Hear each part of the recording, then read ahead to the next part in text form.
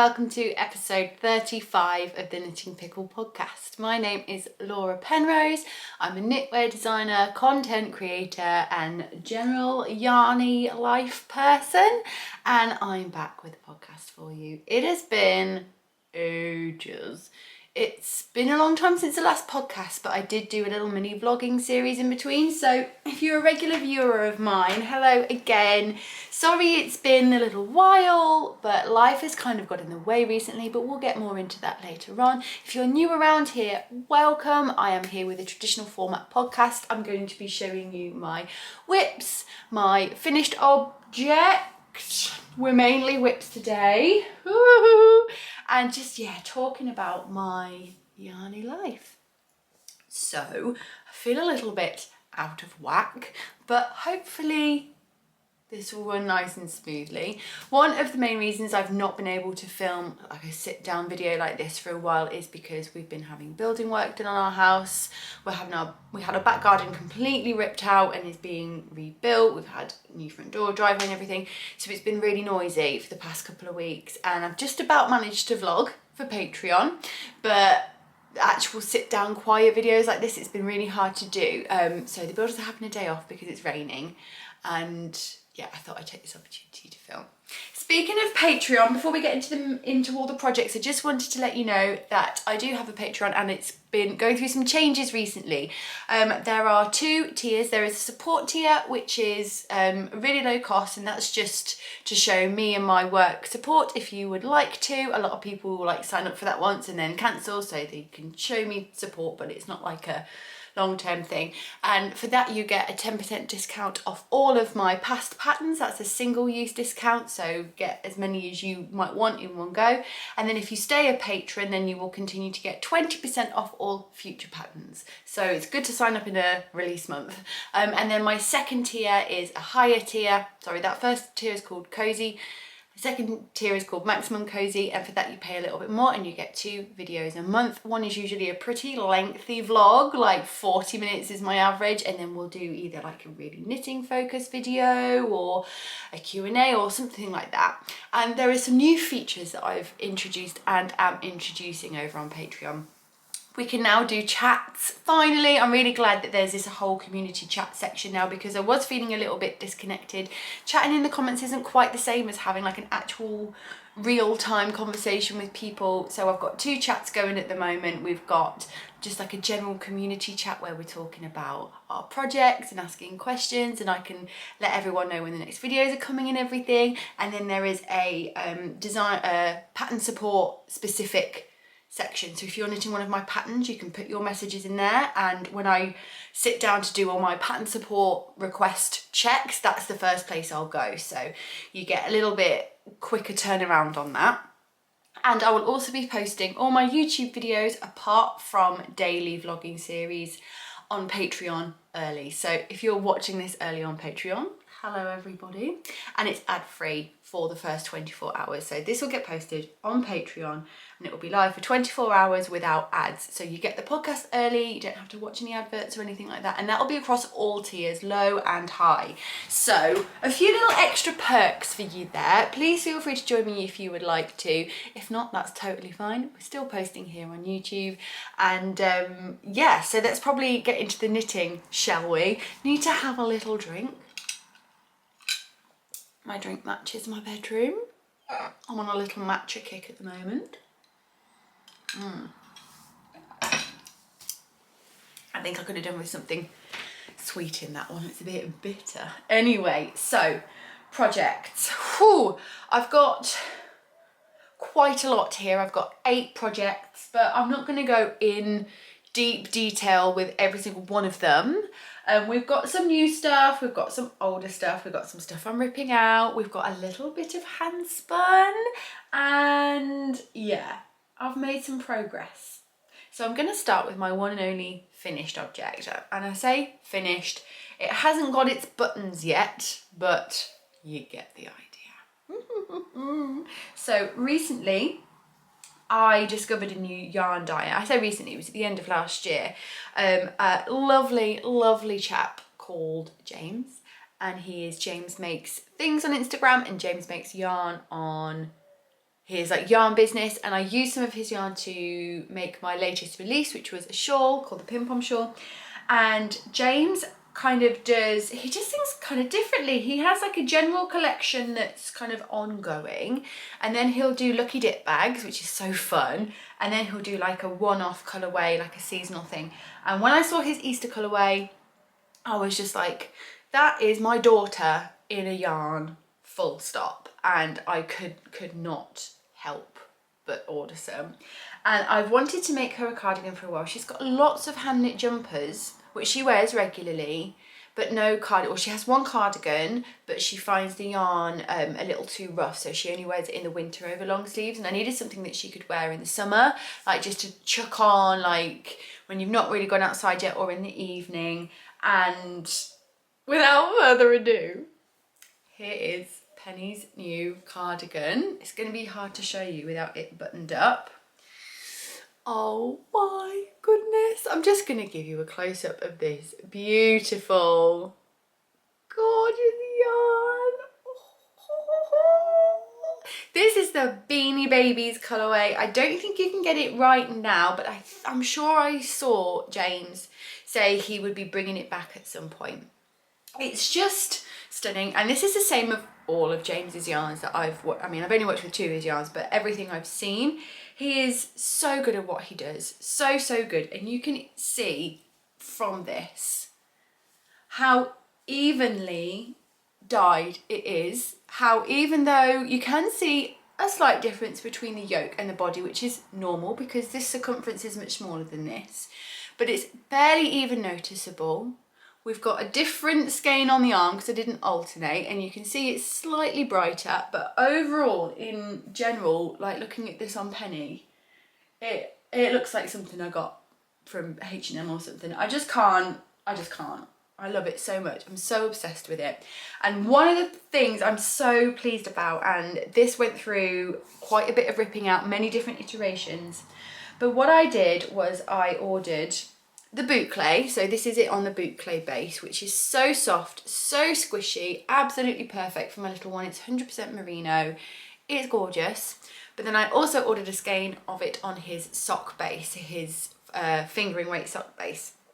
So you can see that the collar and the button band is in the plain, smooth merino. And the reason I did that was 2 reasons, mainly ease of use. Getting buttons in and out of a Boucle button band is going to be a pain, and I also kind of wanted to try and elevate it a little bit and make it not quite so like a teddy jumper, and just, I don't know, just yeah, give it a little bit of extra finesse. And I'm really glad because I think it worked so well and it looks so professional.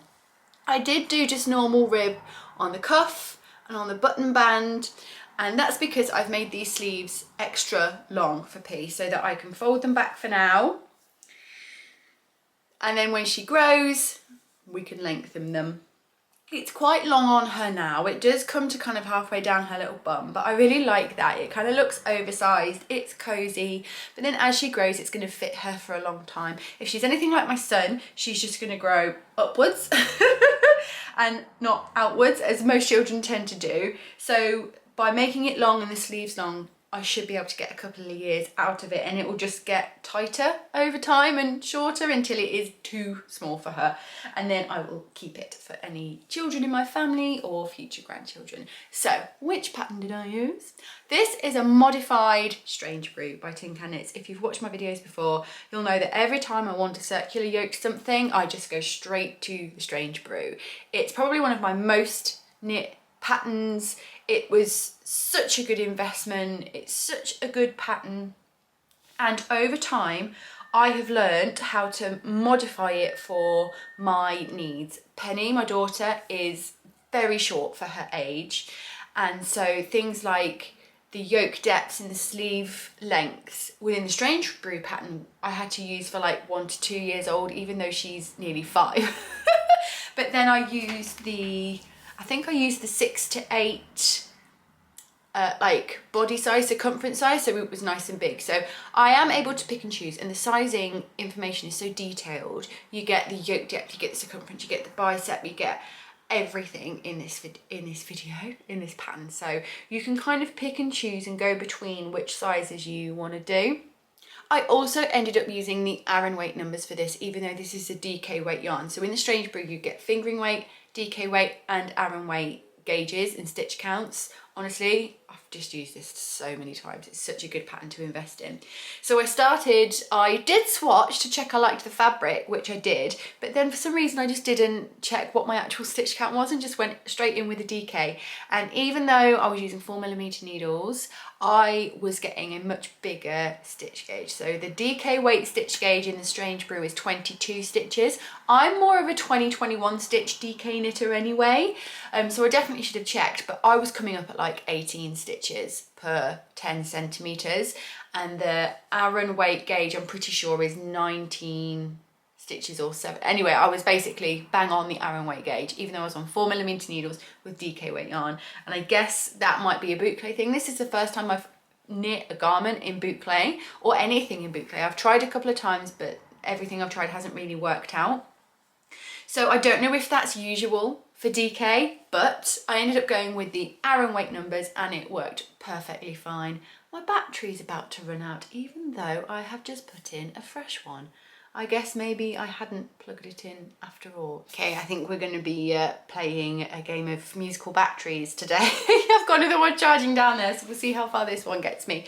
But I was saying, the final modification that I made to the Strangebrew, other than turning it from a jumper into a cardigan, is I cast on straight into the yoke. I didn't do the button band first, I went straight into the yoke.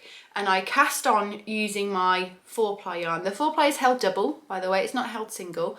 I cast on using this because I knew I'd be picking up stitches, and picking up stitches from boucle is possible, but it's tricky. So by using this very smooth, different yarn to cast on, it made my picking up life a heck of a lot easier. Now, initially I did pick up in the 4-ply, just held single, and I did a folded stockinette collar, and it looked gorgeous. It looked really, really, really nice. However, when I then came to add on the button band, I couldn't match the gauge in fingering weight. So I ended up going to DK weight, and the difference between the collar and the button band was just really jarring. It just didn't give that neat professional look that I was going for. So I ended up ripping out that neckband, which was a little painful, but I'm really glad I did it. And then I went back and I did a double knit collar, which I then had to rip out because I didn't pick up enough stitches and the collar was like teeny. So I went back and picked up more stitches and finally kind of got a size that was about right. So now my join, my button band and my collar is pretty seamless, or at least the stitches are around the same size, and I'm really, really pleased with the finish. I think it looks so beautiful. You can see my little buttonholes in here. They are teeny weeny tiny little buttonholes. I used a different method. Normally I would you like knit up just one side of the double knit button band, break the yarn, knit up the other side and then join it in and carry on. I really like that method. I feel like I can really control the size of my button band, and if I've only got like 4 or 5 buttons on a cardigan, I'm happy to do that, because you can also use like the tails left over to kind of reinforce that button band, that buttonhole, and stop it from stretching or anything. But I didn't want to do that for this because I was going to have lots of small buttons. I've got little teeny weeny pink glittery buttons that are so cute, and I just haven't got around to putting them on yet. And I think it's because it's been really hot for the past week or so, so we've just not had a need for this. But I had a little look online and I found a tutorial by Iris of Iris Makes, who is someone I know in the industry, and she had a tutorial about, she has a cardigan design that again has really teeny weeny tiny buttons. I think the buttons I've got are like 10 or 11 mil, they're small. And it doesn't involve breaking the yarn. You're effectively making an extra stitch and then skipping it and then decreasing it again. So you kind of like make a hole. It's complicated. Well no, it's not complicated actually, it's really simple. I'll link the tutorial below if you're interested. But it does make these teeny weeny buttonholes that you can barely even see. You can see them, but they're teeny weeny. And it was a really nice experience to change it up and do that. I think I've spaced them pretty evenly and the buttons do fit through. And also I'd find with this kind of cardigan, it's not one that she would just wear open, because then you get this kind of flapping. It's not like with a V-neck that will kind of sit nicely open.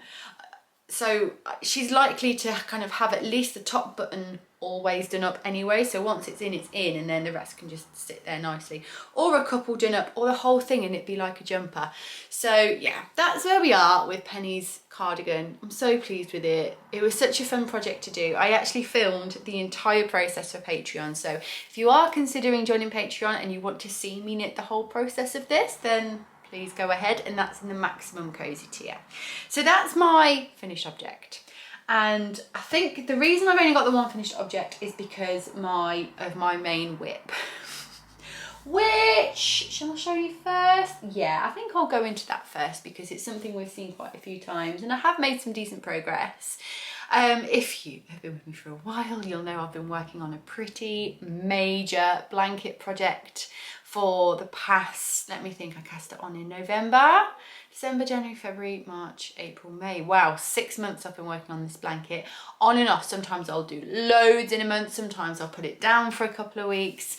And this is my Stella Quilt Blanket. I can't show you the whole blanket because it's not been put together. I'm working it in squares and then I'm going to seam it all together using crochet. I've tested this method. It's so quick, it's so simple. No sewing, no seaming, that didn't even work. But the crochet method is so quick and easy and neat and easy to keep track of. And I'm just like, I'm really excited for the seaming of it all together. But have I got any pictures of it laying flat out? I think I might be able to lift a picture from my Instagram. If I can, I'll pop it like here. So I released a pattern called the Stella Quilt Cushion last year, which again, I'll pop in a little picture of it here. And it is based on quilted stars and it's using garter stitch. It's a modular joining. It's using picked up stitches in German short rows. You can knit the blanket in one whole massive piece if you want to, or you can do it just squares like me and then seam it together at the end. I'm choosing to do squares because I don't know what order I want to put them together in. It also makes it a lot more portable. It's one square on your lap at a time, not a huge, great big giant blanket, which is lovely. So there's something really satisfying about working on a blanket whilst being under the blanket. But this method involves a lot of turning, and as your blanket gets bigger, that can get really tricky, especially on the very start of some of the triangles. So I would definitely recommend doing it in blocks and then crocheting it together at the end. You don't need to know how to crochet. It's so easy. It's just a chain. It's honestly so easy. So last time we chatted, I think I was working on my green one. So here's the finished green one. This is motif 1, or 1A as it's going to be called. And this is the original motif that I first came up with. This one is using lots of different colours, obviously, of different hand-dyed yarns. This is my green motif. So I finished that one shortly after the last podcast.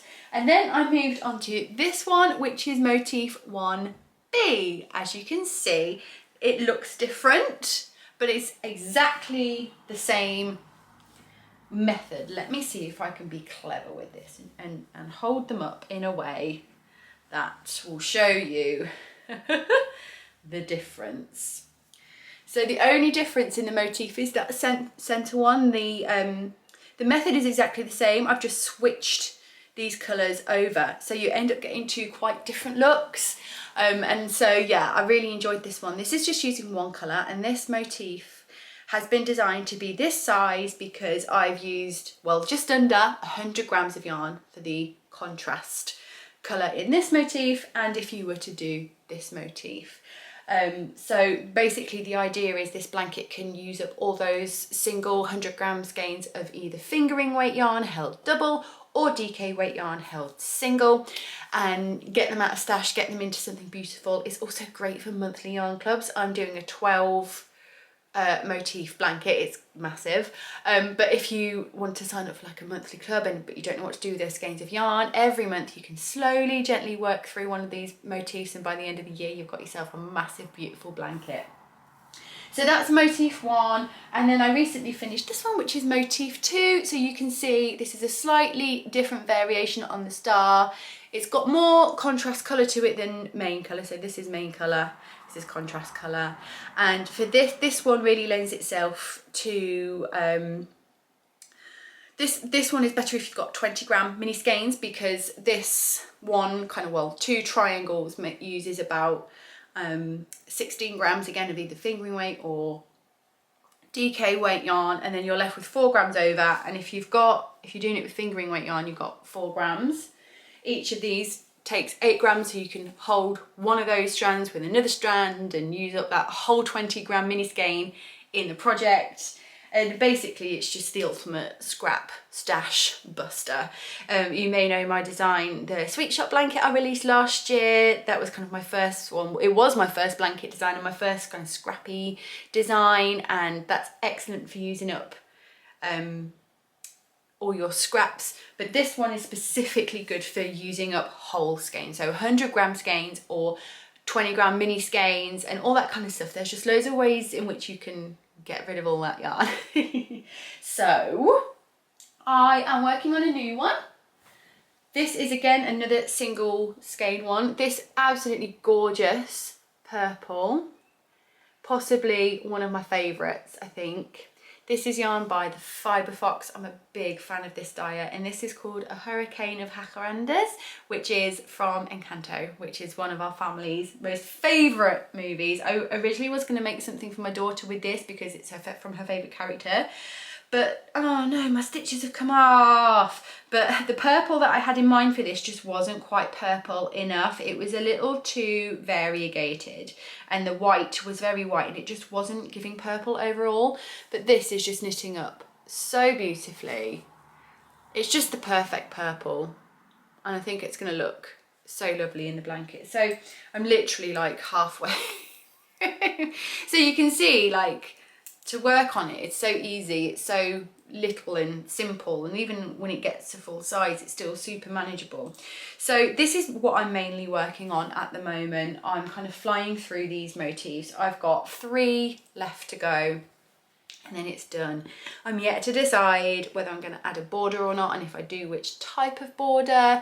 In the pattern there are links to like 3 different types of borders if you wanted to. You don't have to add a border if you don't want to. Just like in the Sweet Shop, there's already kind of like a very neat smooth edging built in. But if this one I think does lean more towards having a border, the Sweet Shop not so much. And the whole point of the Sweet Shop is you can add to it. Mine is currently an adult square lap blanket size, but I would love to make it bigger in the future. So I haven't put a border on it for that reason. And you can also, a nice thing about Sweet Shop is you could start with just a small cot size, and then as your child gets older and you get more scraps, you can build it and build it and grow it and grow it. Whereas this one I think will be good with a border, so I may add a border. So with that in mind, there is no official release date yet, but I am hoping it's going to be, I think realistically I could get it done by the end of June, early July, but again, I'm not going to make any promises. I've really put myself first on this project. I could have got it finished and done a lot sooner than now, but it would have been stressful. And the whole reason I do this for my job is because I have complete control over my workload, and for me and my mental health, that's really, really important. So I'm glad I've taken my time on this. It's been really enjoyable. I'm not burnt out from it. I'm still enjoying every single triangle. Haven't counted how many squares I've done so far, like individual, like single squares, but that will be shocking. So yeah, I'm really glad I've taken my time on this, but the pattern will be coming soon, and I will be announcing the pattern like when it's being released and all the details over on Instagram. So if you're not following me on Instagram, head over there. I'll link below so you can get all the latest news on the Stella Quilt Blanket.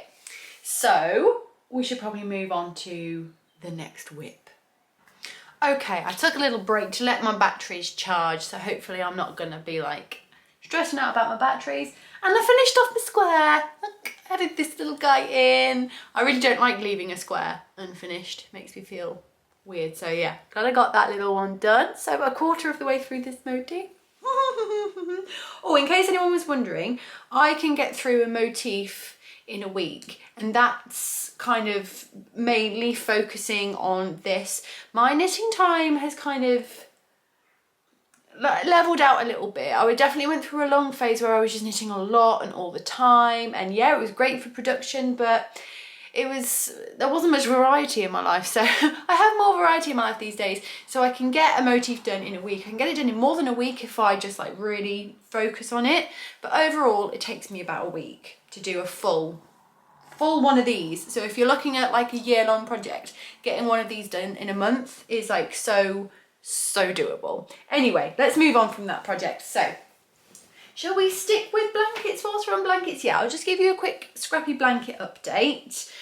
First of all, my crochet blanket, I did have about a week on this where I was just kind of like going hard on it, and since the last time I showed it to you, it has doubled in size. There were 15 hexagons when I last showed you, and now we're at 29, and isn't it looking gorgeous? And for those of you who remember, Mr. Orange, he's gone. He was ripped out. He was removed.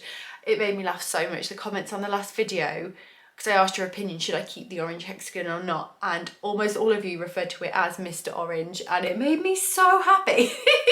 So Mr. Orange is gone. The main reason was I looked at the scrap yarn that I've got for this project, and there was hardly any orange in it, so I wasn't going to be able to balance it out.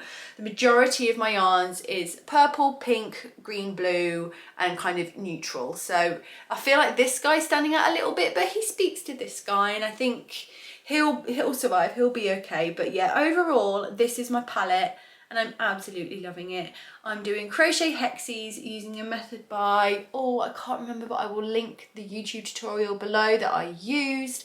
I'm not following a pattern, I'm literally just following this tutorial, and I have made some modifications to the hexies based on the modifications that Natalie from Nitty Natty has done for her hexie blanket. Again, I'll link her project page in the description box below. Basically, my hexies were getting quite ripply, so I've removed some of the stitches to make it a bit more flat. One thing that has changed with this is I've actually had to go down or up a hook, down a hook size, up a hook size? Yeah, no, down a hook size. I can't remember. I've changed hook size. Basically, my hexies were getting big.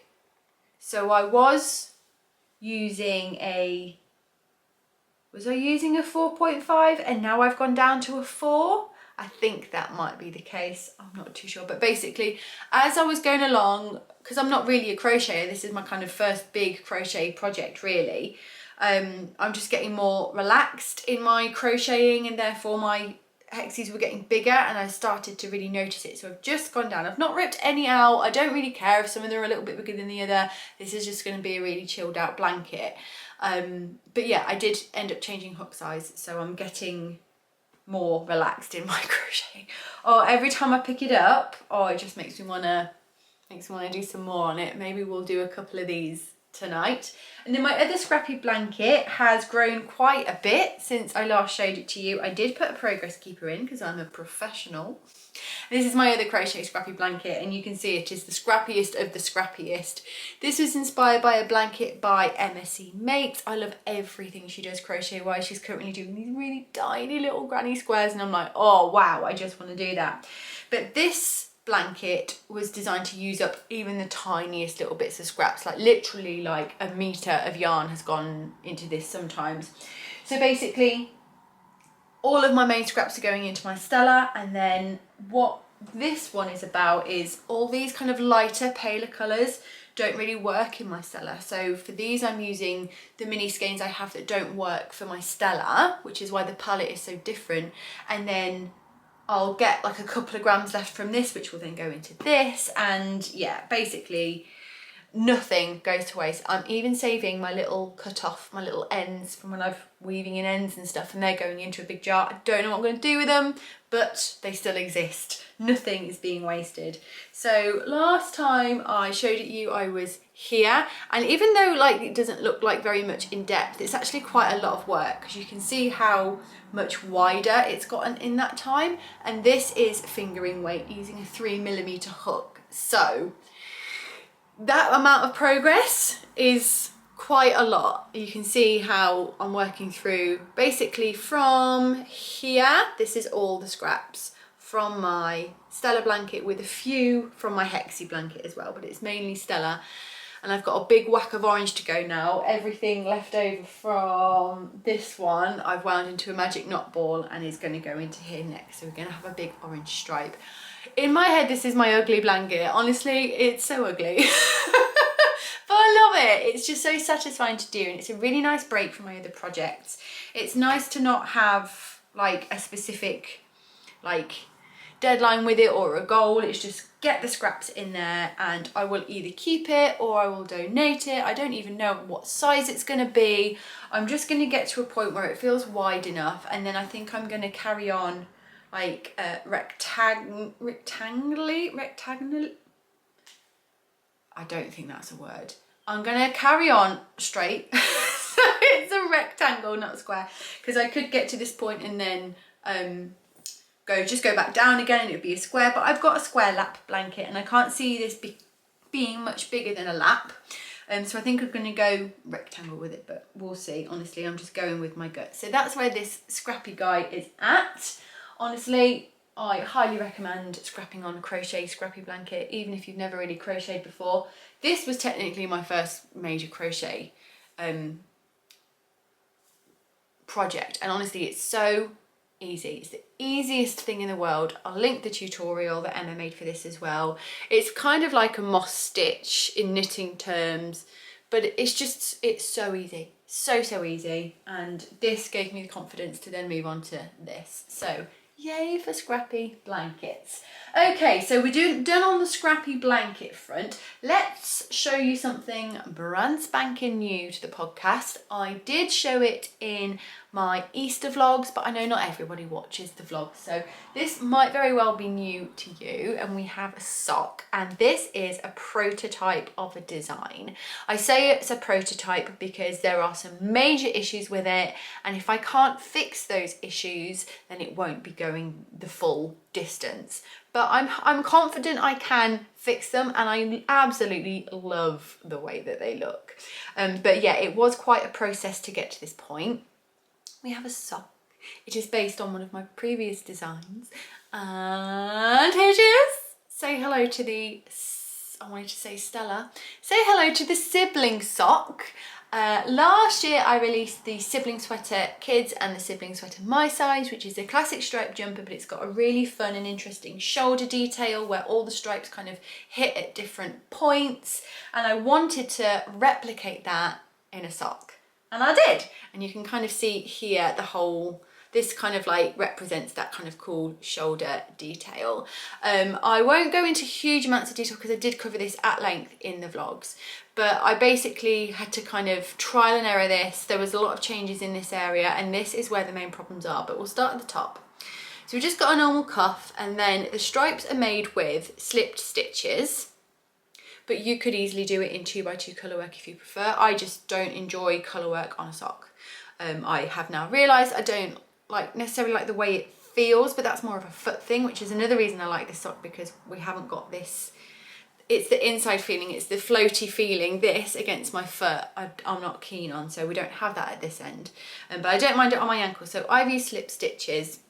You have to have quite a lot more stitches on your needle than you normally would for a sock, because there is very little stretch, and I've just about got it right, but I do think I could get away with this being a little bit bigger. For my second sock, I'll match it and maybe give these to someone with a slightly smaller foot than me. But if I make another pair after this, I'll probably experiment with that a little bit. It's a heel, flap and gusset, and this is where the issues are basically. And the main issue is with how I dealt with the pickup here. So I'm going to put my hand in it to stretch it out to kind of give you an idea of what the problem is. So when it's on the foot, it stretches a lot, and you can see it's very gappy. This here is really not my favourite at all, and it's just aesthetically not the best. And when I was doing the flap of the heel, flap and gusset, I consciously made my edge stitches loose so as not to make the floats there too tight, but I went too loose basically. So when I've picked up the stitches along here, there's just those loose stitches are creating these holes. I know everyone's going to say twist your stitches when you pick them up from the edge. Didn't make a difference. I did try that and it didn't help.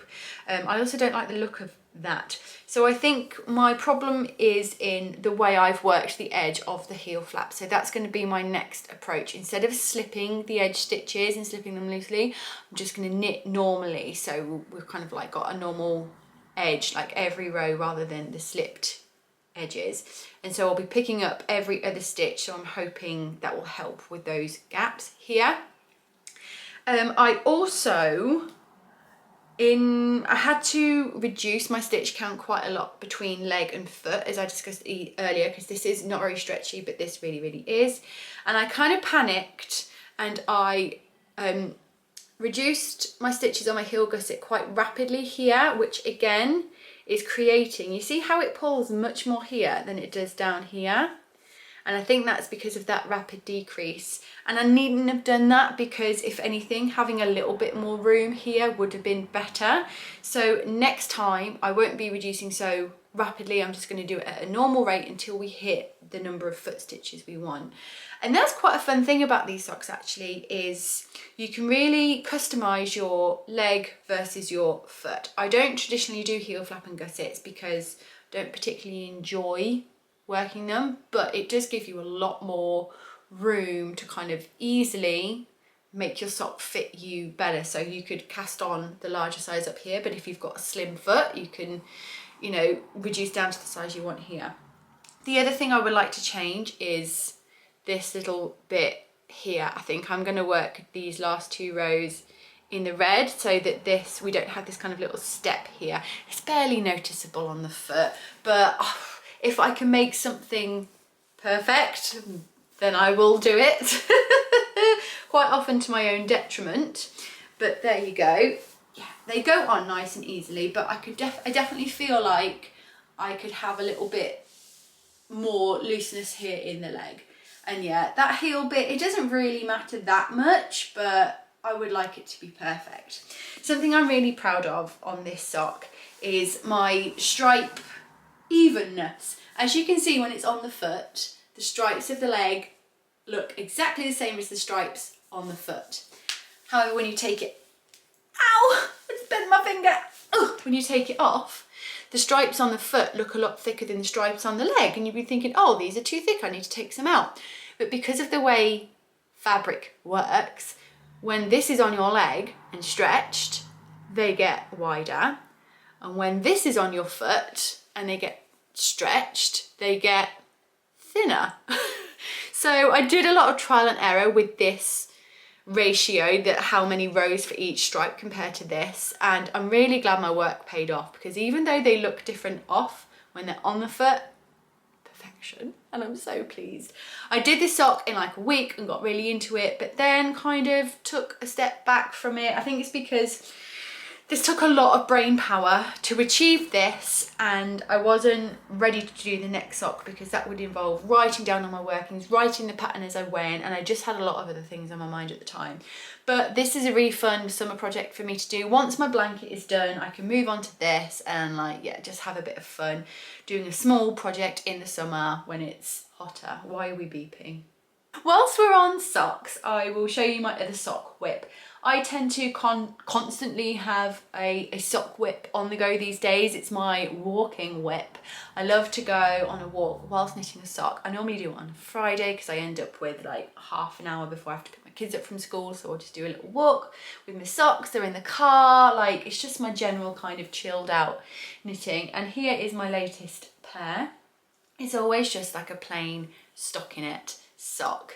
How beautiful are these lovely socks? This yarn I picked up on holiday last year in Norfolk. It's by Blue Fern Yarns, and I'm so impressed with it. The speckling is so even. There is no pooling whatsoever. There's nothing wrong with pooling. It's just, you know, comes with the territory when it comes to hand-dyed yarn. But I do love it when we get a nice, gently, evenly speckled, just lovely fabric. And I have spoken before about how contrasting heels, cuffs and toes can sometimes kind of trigger my overwhelm and makes me not want to wear the sock, which I know is so ridiculous. But I think I have found a way of having that contrast heel and toe without it being too much for me, being too crazy. I love to do the little pop on the cuff, and then normally I've just been doing a contrast heel and nothing on the toe, so that I get to enjoy the contrast, but I can't see it when I'm looking at my feet. But I like the look of the contrast toe, and what I've done is I've basically gone with a contrast colour that is exactly the same tone, matches the nails, the same tone as the sock. So if this was a black and white picture, this wouldn't look any different, which isn't something you would normally want in colour work and having contrasting colours. But it's so easy on the eye. You can see that it's a different colour. This is quite a bit more solid. This is from my Botanical Yarn Advent Calendar. You can see there are some little yellow speckles in there, but it's much more solid than this. But I chose it because you do have little moments of kind of bluey, purpley in there, and I just think it works so beautifully. I have nearly done my second sock. I'm just on the foot now, so hopefully this will get done this week. I would like to use some of this in my Stella blanket if I can, so with whatever's left over will go into the blanket. But I did do a little heel experiment with this pair of socks. I've been basically trying to just slowly find my perfect sock fit, my perfect heel construction. I know that a heel flap and gusset gives the best fit, but I really don't enjoy working it, and these are supposed to be fun.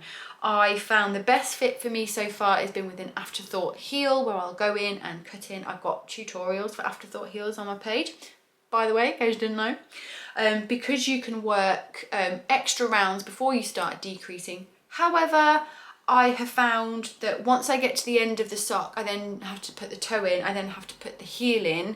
I'm like doing the same thing here and here, and I'm just not motivated to do it. I prefer to do the heel halfway through because it breaks up that long bit of stockinette, and when I'm done with the toe, I'm done, that's it, and I'm much more likely to cast on that second sock. However, with a short row heel, I like a shadow wrap heel, because with normal like German short row heels, I get holes all the way along. I love a shadow wrap heel. I think it looks beautiful. I have committed it to memory. I can work it whilst I'm walking, which is great. However, it wasn't always the best fit because it wasn't really deep enough. I don't have particularly high arches, but I could have always done with a little bit more room in that, what's it called, instep. So what I did with this pair is, before I did the heel, you can see it kind of kicks out a little bit. I increased evenly all the way around the sock. I think I added in 6 stitches. It's a 56 stitch sock on 2.25 needles.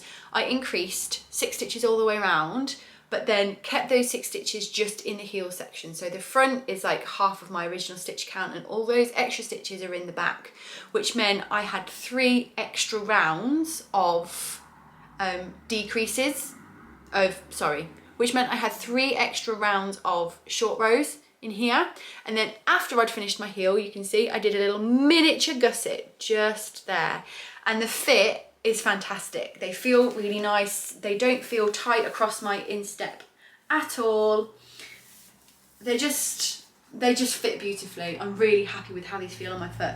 However, I'm still not the biggest fan of how the gusset looks, because no matter what I do, I get this little stretch here. If you can see, when it's stretched across the foot, the stitches that go into the decrease, they just create this little ladder, and I don't like the look of that. I know it's only a sock, I know I never actually see it, but again, if I can make it perfect, I will. So the next pair of socks that I make, I'm just going to decrease those stitches evenly around the whole circumference, just like I increased them, so that they're like, there's not like a row of decreases creating that like stretch. They're just like along the sock, maybe over 2 rows. So I'll like do a decrease round and reduce out half those stitches, do a couple of rows, and then decrease out the rest. So it's not like pulling in quickly, it's a little bit more gradual. So yeah, I think that's what I'm going to try next on my mission to get the perfect sock. So there you go, that's my sock whip. And we have 2 left. And oh, look at that, they're both shawls. One is being ripped out, one I'm slowly working through, and I have showed you before, but one you haven't seen yet, and I've got quite a lot to say about that one because it's with my handspun. So I will do my new handspun first, and then we'll save my kite shawl for the end. So I have been learning to spin this year. Off and on, I'll go through phases where I'll just spin for a week and then I'll do nothing. But I was really inspired by some beautiful fibre that I picked up at Unravel this year from Marina Skewer. I then ordered some more from her next update. She's just done another update actually, so I think I need to check that because I would like to get another skein. And I cast on a shawl, so I was just so excited to work with this yarn. However, my choice of shawl was not the best choice, so I'm going to rip it out. But I've kept it on the needles because I thought it might be really interesting to show you, because it's all about the choice of texture, the choice of colour, and why it didn't work. And I really like talking about the stuff that goes wrong just as much as I like the stuff that goes right. But first of all, I'll show you the yarn. So it is caked up. I do wish I'd put it back into skeins, but never mind. This is my first cake of hand spun yarn. Hopefully you can see the quality of my spinning there. I've managed to hit a sport weight. I was aiming for DK, but I got even lighter. This fibre was, I kept thinking about butter when I was spinning it. This is the skewer blend that has been blended by Wingham Wool Works. But what they did was they sent loads of different fibres to Marina. She spun them all up, chose her favourite, and they've made that blend that she created. And honestly, it's a spinner's dream. It just flows into the yarn through your hands, feels like butter. I just couldn't get that image of butter out of my head. So smooth, so enjoyable. I was able to spin 100 grams of this in one sitting over 4 or 5 hours. It was that enjoyable. I loved it so much. It's all hand dyed by Marina, and as you can see, it's just this most beautiful earthy browny red. There are moments of orange, there are moments of green, but this one is a lot more kind of evenly dispersed. With this one, I pulled my braid in half and then just peeled sections off, so it was all kind of like mixed up and random, and then plied them together so it's kind of just a lot more even. Whereas with my second one, which was a different colourway, you can see that we've got a more reddy bit in the middle, and then we've got a greeny bit, a grey bit. It is not coming across on screen, it's much greener in real life, it's much kind of closer to this outer colour, but there are these moments of orange. And what I did with this was I didn't break the braid in half, I split the whole thing in half down the middle, so I had 2 identical strips of fibre, and then I spun, and then I spun them. I just worked through the fibre from top to bottom in both plies, and then plied those together in the same way so that it worked through the colours in the way in which that braid had been dyed.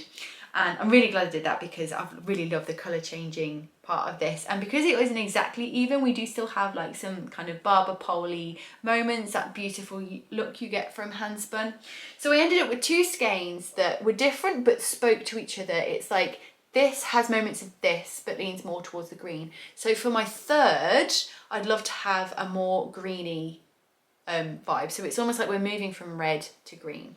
Now, I was so excited by this that I looked online, I cast on a shawl immediately, and I cast on, I can't remember what it's called. It's an Andrea Mowry shawl. I made an Andrea Mowry What the Fade for my Advent project this year and loved every single second of it. So I thought, do you know what, I'm just gonna go straight back to Andrea Mowry. I trust it, I know it's gonna work for me. And they're beautiful. Plumpy, it's called a Plumpy. And again, it's a mixture of garter and brioche. 2 of my absolute favourite stitches. What the Fade is garter and brioche, and it's just so lovely. However, that one, it's garter in one half, brioche in one half, and then goes to garter. The Plumpy has almost like chevrons, and one side is garter, one side is brioche, and they swap and they change, and it's gorgeous, and it's kind of like an irregular triangle shape and just so lovely. However, it takes a lot more concentration in the What the Fade because each half is different, and I'm sure I'll probably commit it to memory eventually, but it took a lot more reading of the pattern. It is a front runner for my Advent shawl this year. However, thinking about the Advent calendar that I've ordered, there is another pattern that I might use instead, but we'll see. The other thing is that the contrast between my yarns is not strong enough. So I'm losing both the beauty of the yarn and the beauty of the stitches on the shawl, because everything just kind of gets muddled together and lost. So this is what we started with. Is that just the one colour or is that two colours? I'm not even sure, no. So if we start with just the red, which is beautiful, and then this is where the green comes in. So you can see that this half is brioche and this half is garter. And in the brioche, you can see that green standing forward because it's two colour brioche, and on the other side, it's more red. But in the garter section, it really is kind of lost. And I just think overall, it's just not working. It looks like a pair of knickers, doesn't it? It's just not working. I don't think I'm doing the shawl design or the yarn justice. What I think this yarn calls for is a fade. I'll use all the red and then gently fade into the greeny red and then gently fade into the green. So each colour can shine, and the texture within that, whatever I do with it, whatever shawl I make, also shines. Honestly, right now, I am very tempted to just do a whole brioche shawl because I just do blooming love the brioche. And from my What the Fade, I found a really nice way to fade from one colour to the other using a mixture of single colour brioche and two colour brioche.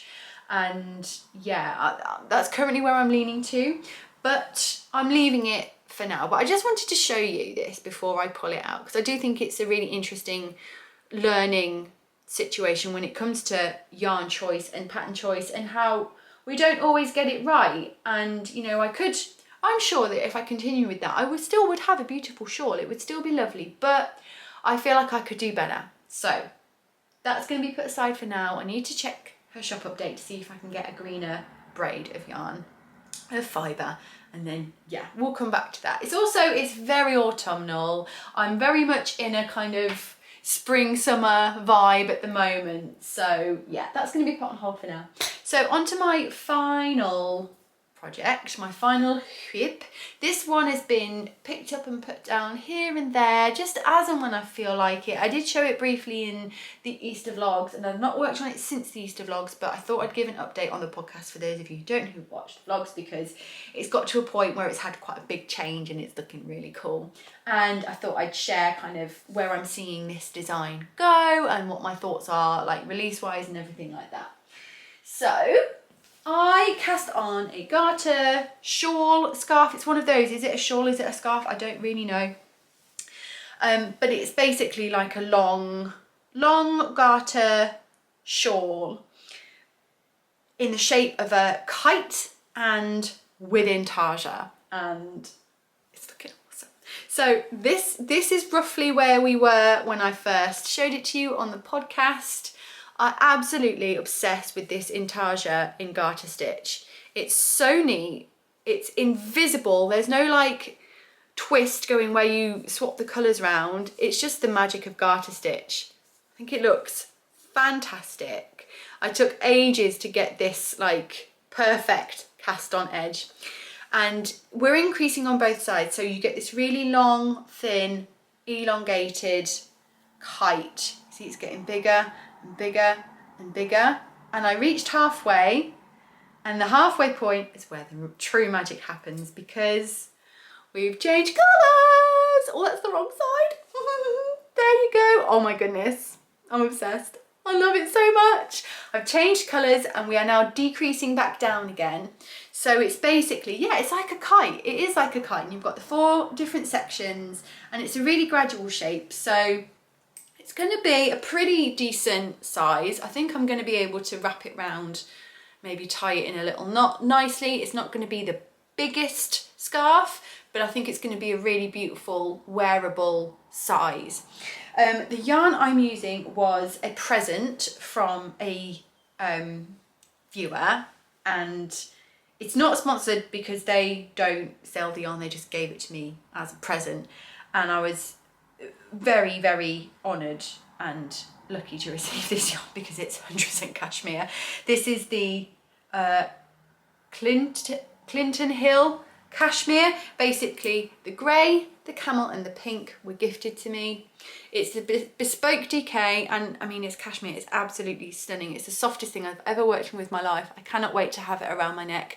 And this one I added in myself. This is the Cardiff cashmere classic held double to roughly meet the same gauge as the DK, not quite. So this, to buy the yarn for this, it would be a huge investment. However, you don't have to use cashmere to make this design, obviously. But the reason this design kind of came to fruition is because I had these 50-gram balls of this beautiful DK yarn, and I wanted to use every single scrap of it that I could, but I wasn't feeling stripes, and I just wanted each colour to really sing, and the colours worked so beautifully together, and I happened to have this in stash as well. I bought it to swatch for another project, and I was just like, I'm just going to do this. This is what feels right. And I'm so pleased with how effective it is. I think it's really classic. It's that lovely long garter shawl shape that everybody loves, but it's a bit different. It's got a different vibe to it. And I'm just, yeah, I'm loving it so much. So the idea was you get as much out of your yardage as possible. So when I'm writing the pattern, you absolutely could increase up to the numbers that I've used. But if you've got enough yarn left to carry on, do another increase, then you totally could. It's all about getting every single bit out of that yarn, and the pattern will tell you how to make sure that you're not going to run out of yarn in your other colours and all that kind of thing. However, I've also had another idea, and I'm really hoping it works out because I think it would be great. This is with 50-gram balls, and this would be such a good scrappy project as well, even if you have a load of mini skeins, because there's nothing stopping you working yarn until you run out and then changing to another colour, and it being really scrappy and sectional. You could do a stripe on one side, plain on the other, stripe on either side, and you could like switch the stripes. There's so much you could do scrappy wise with this, but if you've got those big balls, like a 50-gram ball left over from a jumper, perfect. I wanted to think how I could make this work for 100-gram balls or skeins, but it not be a huge massive scarf. So when I finish this one, the next thing I'm going to do is I'm going to see if I can make matching mittens. And the idea will be is that you have your 400-gram skeins, you make your mittens first, and then whatever is left over from those mittens you put into your shawl, so you have a matching set and every single bit of yarn is used. And I just think that would be so fun. Be so fun. But again, this is more of like a autumny kind of project, but it's something I can slowly and gently work on over the summer. And I'm just, yeah. Oh, every time I pick it up, I say this about everything. Every time I pick it up, I just want to work on it loads. Yay. So yeah, that's where that is. It has got a working name, but I'm not going to reveal it until I've tried the gloves, because if the gloves don't work, then it will just be the shawl and it will have a different name. But if it is a set, it will have a different name kind of thing, because the name for the shawl won't really work for the mittens, so I need something that works for both. But there you go. That's everything I'm working on at the moment. As I said, I'm mainly working through my Stella at the moment, but seeing all my whips like this, I'm so excited to get through those final stages of the Stella and get it done and released so I can work on all my other lovely things. So I haven't got any acquisitions because everything I've bought has gone into my projects recently. I also am trying not to buy any other yarn that I don't immediately need at the moment, because I do have quite a lot in stash, especially since going to Unravel. So I'm never going to go on a yarn ban. I don't do any form of restriction in my life, but I am just being a bit more conscious, so I'm just not really buying much at the moment, unless it's something that I need to finish another project or I've got an immediate idea for and I'm going to use, blah blah blah blah blah. So no acquisitions. So I'm gonna round up this video with a little bit of live chat where I am at the moment, what we're looking at over the next few months, what you can see from me, what's going on. If you're not interested in any of that stuff, thank you so much for joining me. I hope you enjoyed seeing all my projects. If you have any comments or opinions on them, then please do let me know below. If you'd like to check out my Patreon, again, linked below, and hopefully I will see you next time. But if you're interested in what's going on in my little world, then stay tuned. All the ice is melted in my matcha.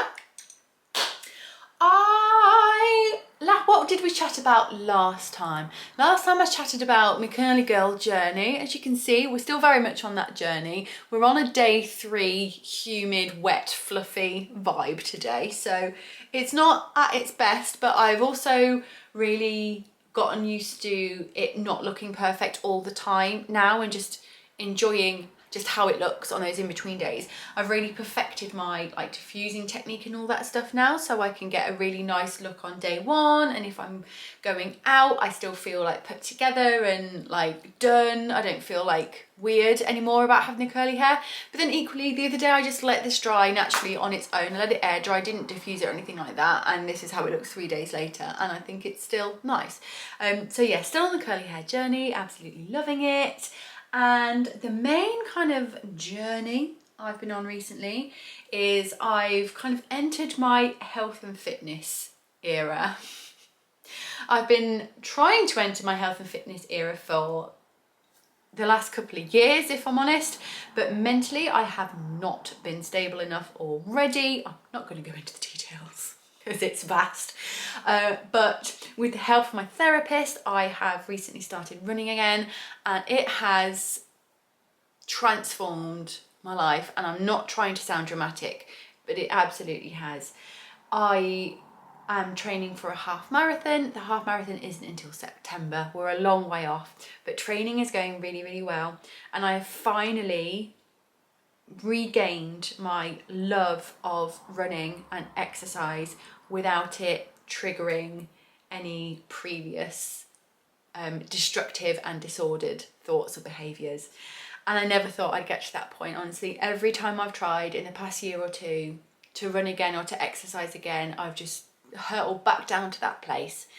And finally I'm strong enough to do it, and my therapist really helped me with this, because every time I did that before I was left with feelings of failure, feeling like I was never going to be able to do this again, that my trauma had ruined this joy for me. And my therapist just said, you know, you just weren't ready yet. You just weren't ready. That's fine. You're still building your core. You still had stuff to work on mentally, and now you're there. You've done the work. You've healed all the things. And we still need to be aware. We still need to be conscious. I have had a few wobbles, but overall I'm now strong enough to maintain this area of my life. And the regular running has just, it's doing wonders for my mind, my health. It's helped me with my eating and with my food. I'm eating so regularly and balanced and healthily for the first time ever in my life. And that's just kind of happened on its own. I haven't even had to try to do that. It's just kind of happened. I am sleeping like a normal person for the first time in my life. Like, I've always struggled with sleep. I'm very much sure that it's to do with my neurodivergence, my inability to fall asleep. But I now have a bedtime which I stick to, and when I don't stick to it I feel it the next day. I'm tracking my sleep. I'm making sure I'm getting around 7 to 8 hours, and I'm doing that because I want to feel my best for my runs, and I want my body to be rested, and I want my body to recover. And it's just, living life not tired is such a game changer. My whole life I've been tired because I've never been able to sleep properly, or my lifestyle has meant I am awake more at night than I am in the day, working in pubs and restaurants, going out all the time, like having children. My sleep pattern has never been regular, and it feels amazing. And what all this has led to is I'm just spending a lot more of my time focusing on that area of my life, which of course has meant my knitting time has been reduced. It's not non-existent. I'm just prioritizing that area of my life a little bit more.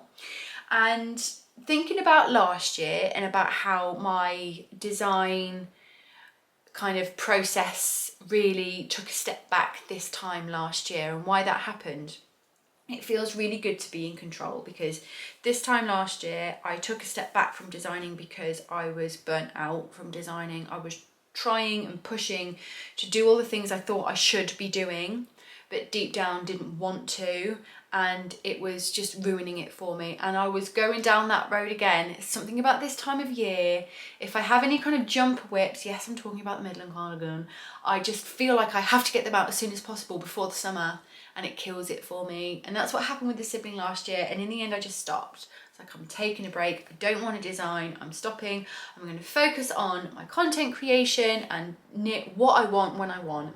And from that was born the Sweet Shop Blanket, my most successful pattern ever, and it was a huge learning pattern learning opportunity. And this year, as I'm entering that phase again, I am consciously doing the pullback on purpose, not because I'm burnt out, but because I know it's what works for my mental health. And the evidence of that is the fact that I'm still happily, joyfully working on the Stella blanket, and I'm not burnt out from it. When it's ready, whether that is in March, April, May, June, July, it doesn't matter. When it's ready, it's ready. And it feels so good to be actually truly prioritizing my mental health now.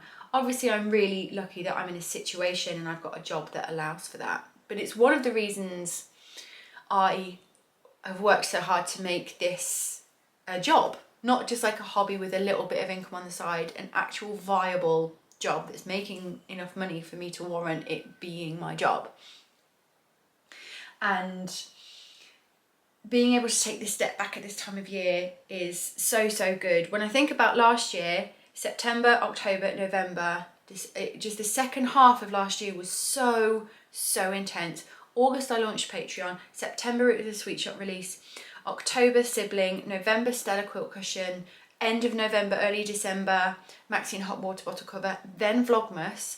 Basically my year's worth of work was compressed into those last 6 months, and it was intense and it was difficult, but it was amazing. And financially, that was my year's work in the 6 months, and that has meant these next 6 months I can really, it went through into like January, February, because then there was the pom-pom shawl and all this kind of stuff, and it's just meant that this 6 months of the year over the summer I can really pull back, rejuvenate, recover, rest, focus on spending the summer with my children. This time of year, summer holidays with small kids is hard, but it's going to be such a small portion of my life that I'm going to be in this position where I get to spend that time with my children as they are. It's really hard to forget that your children are not going to be children forever, and you feel like they're going to be this constant in your life forever, but they're not.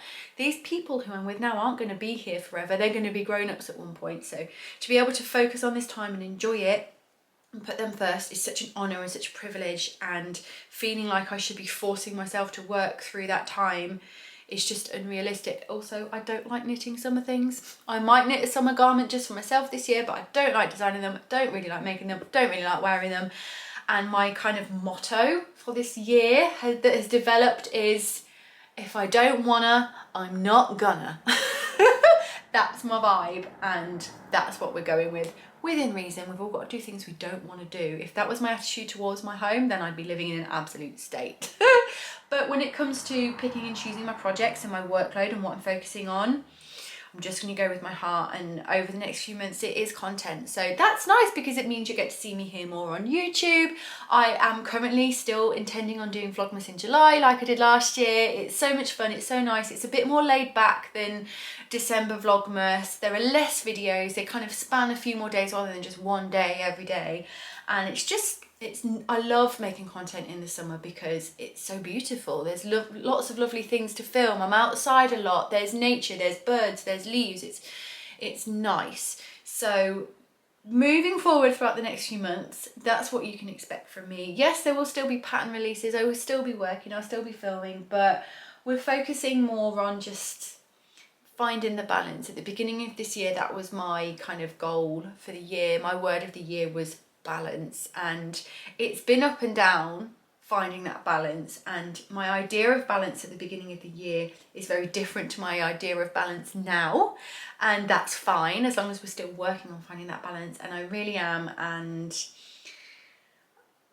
it's just, yeah, I feel like I'm in a good place, and I feel like that comes across. But my battery is flashing, so I'm going to round it up there. So that's my little update. I hope you enjoyed it. I hope you enjoyed this podcast, and I'm hoping to be back with you again soon. I will definitely be back with you again soon, because next week I'm going on a very exciting knitters adventure. I'm going to London, baby, and I'm going to an event. I'm not going to say what it is, I don't know if I can yet or not, but I'm going to an event. I'm going to an influencer event. That's it. I'm officially an influencer. I'm like the least influencer in the world. I don't even do ads, but I've been invited to this event, and one of my friends has been invited to this event as well. So we're going to make the day of it. We're going to meet up. We're going to hit up London Yarn Shop. We're going to do this. I was so excited. So my battery didn't quite make it, so I had to use my extra one. But yeah, I'm really excited. We're going to make a lovely day of it, and it should be so much fun. So I am going to vlog it all for you, and yeah, so you will see me again here on YouTube very soon. So yeah, thank you for joining me. I hope you enjoyed it. Please feel free to comment, have a chat down below, and subscribe if you want to, and I will hopefully see you next time. Bye bye.